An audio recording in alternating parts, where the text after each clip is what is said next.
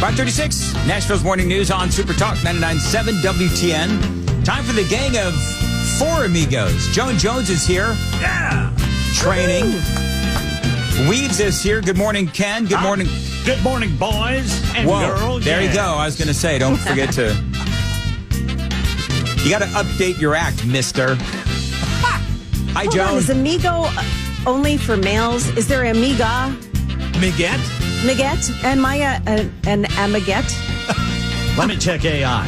Okay. Can you, Joan, just for the sake of this segment, can you identify as an amigo? Can you just All right. help a brother out, won't you?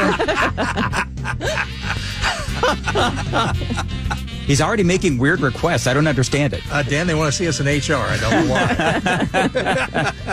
All right. So, yes, Joan is training to do news. Now, some of you folks may remember that Joan did some fill-in work for us, both news anchoring and hosting, way back in January of last year. But, Joan, you know, the great thing about WTN is that we have new listeners all the time, so we get to play... Getting to know you.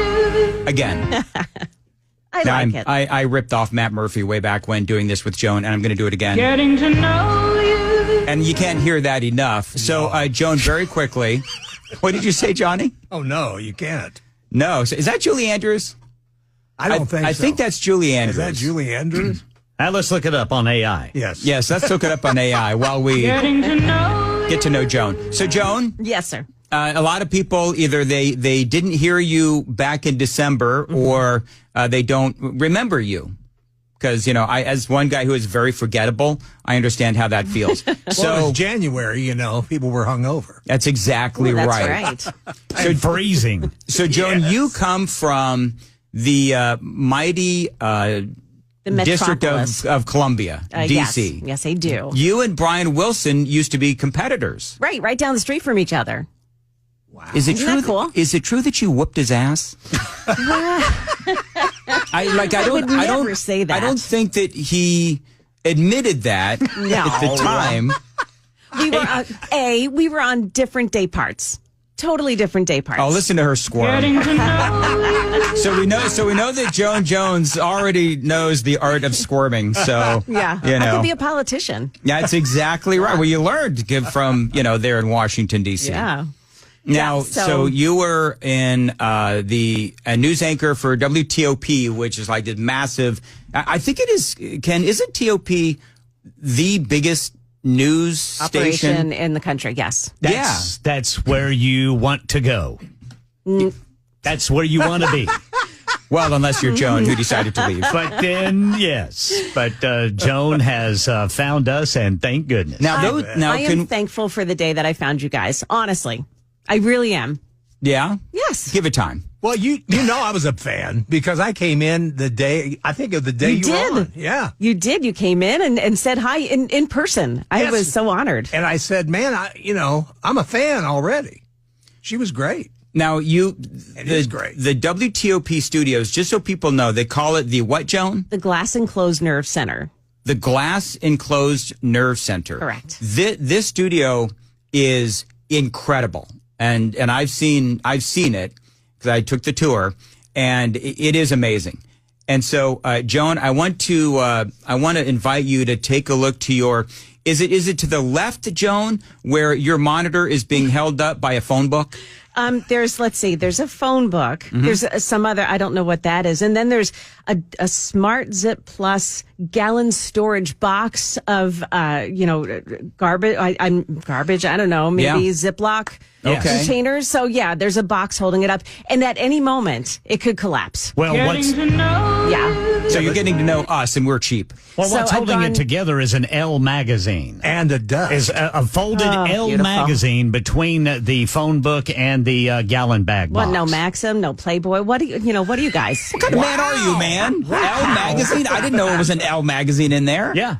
ELLE. ELLE, yes. Okay. Yeah, and I think it's from 2019. Oh boy. You know, I agree with Joan. Where's the Playboys? She actually brought that up. I went from the Glass Enclosed Nerve Center to the dust encrusted news center. Yeah, well, we're forgetting about. but I like it. Already throwing stones, man. Joan Jones. The dust. I got to write that down. Yeah, you bet. I'm telling Dust encrusted. Yeah. I'm telling the new PD, just so you know. I'm already fired. The dust encrusted news what? We could use News Center. News Yeah. Center. Yeah. I prefer the no, you know what it is? I hate to say this. This is actually appropriate. The dust encrusted news corner. Oh, yeah, okay. News corner. I like that. Because it that's is what it is. Yeah. Complete with Jerry Minshell Smell Good. Yeah, you got some Jerry Minshell Smell Good in there, I Joan, heard, just yeah. in case. I think, this is it right here. Yes, That's it. That's it. Yeah. Good old Ice Velvet. Yes, sir. Ice Velvet. Yeah, but Ice sport. So on your first day back, you've got Jerry Minshell Smell Good and a 5-year-old Elle magazine. Welcome to WTN. Oh, hold on. There's one other thing. An IHOP old-fashioned pancake syrup container. I don't know how old it is. That's Jay Harper's. Oh, and that's not yours, Ken? Okay. Yeah. Jay Harper's. Yeah, from what I understand, Jay keeps a bottle of syrup on him just in case. I keep hot sauce. You and Hillary Clinton. Yeah. There you go. Just tips it up in a jam. Getting to know you. Boy, I need a drink. So you moved to Tennessee. Yes. You moved to Tennessee quite some time ago. About a year ago. Okay, well, Yeah. and that's a long time to me. Yeah. And I've got a very short attention span. So, and you discovered WTN and you listened and you sent in a resume. And they said, boy, those guys need help. She thought, I could do news there. I said, got some space for me, and you did. In the dust encrusted news corner. Yes. I like You're like you watched the video and you saw weird beard Ken Weaver and you're like, oh, I can work at this place. Weird beard. I love you, Ken. My husband wants to grow that beard now. He thinks it's very cool. I do, too. I would, but my wife won't let me. I started in 1992. Now, have you ever shaved that thing? No. Ken? Well, remember, Okay. I told you the story. Well, I don't remember. My wife and I- Tell Joan the story. I remember, wanna sure. hear it. Yeah, my wife and I were dating at the time, and I decided to shave it. So I came back into the living room, and she just goes, grow it back.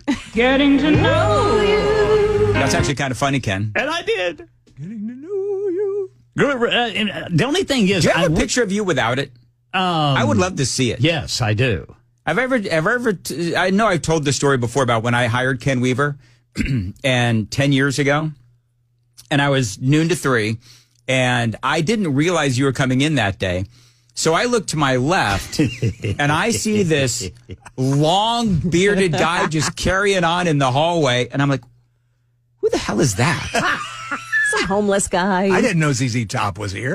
I thought, you know what, Johnny? I actually thought, oh, homeless Jim made it into the building.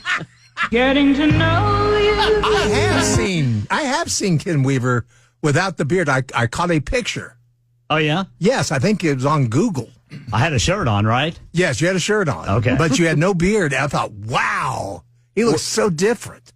Really? Oh, he really does. So if I Google Ken Weaver, what will come up? Will a beardless Ken Weaver come up? I don't know how I found it, but it was a beardless picture. I would have been the guy in the movies that says, hey, fellas, over here. That's exactly right. I've got snacks. I don't know about this, guys.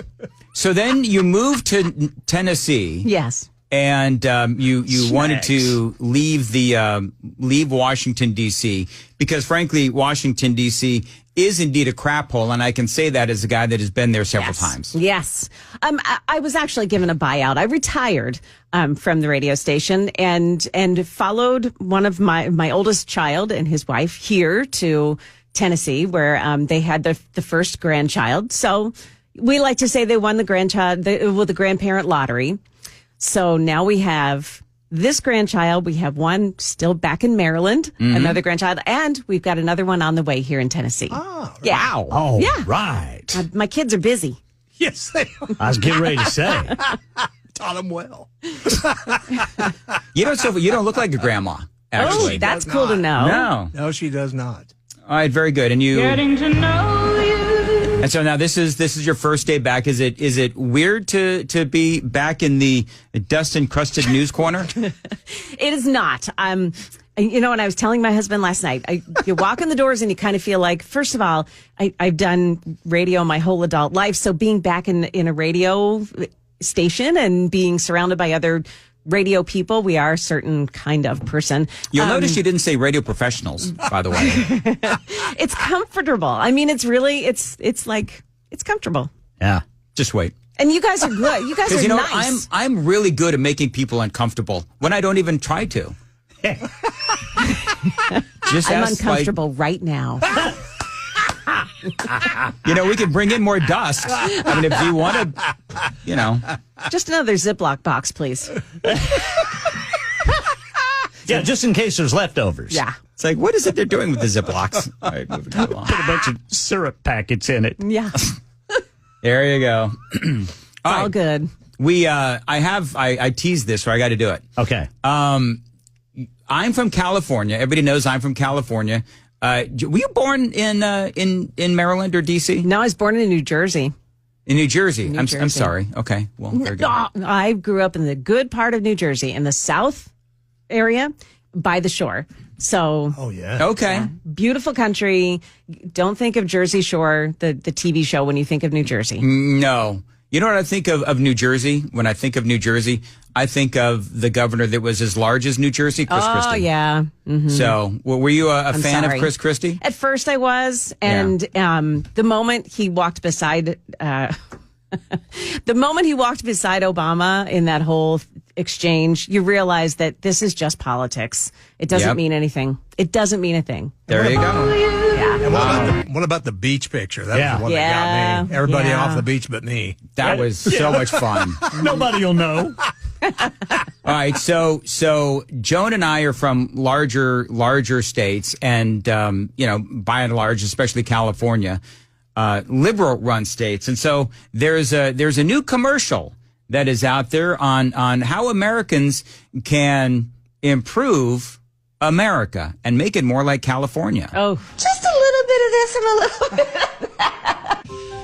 Have you ever thought to yourself, I wish my small town could be more like the urban slums of California? Why can't there be more trash and feces on the streets of this sleepy little town? Well, we've got the solution. Dipshizzy. By voting to install Dipshizzy, you can help every small town in America become more like the dumpster fire that are the cities of California.